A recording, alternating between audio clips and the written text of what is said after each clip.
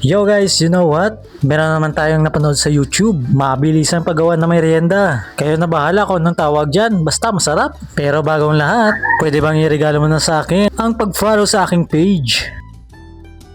Pag-subscribe sa aking YouTube channel? Pag-follow sa aking Instagram? At syempre, pwede ka bang bumili sa aking TikTok shop? Marami kang mapapakinabangan dyan. Oo. Back to the topic. Una, magsalang tayo ng kawali. Syempre, ibuhos ang ating evaporated milk. At kapag kumulo na, at ayan na nga at i-mix na natin ang ating flour. I-mix gamit ang wire whisk. At kapag buo na, pwede na nating masahihin hanggang sa maging makinis na dough. Kasing kinis ng jowa mo. Mag-scoop lang ng isang kutsara at maglagay ng cheese at bilog-bilogin. At ituloy-tuloy lang natin hanggang sa magbilog na lahat bago isa lang sa mainit na mantika.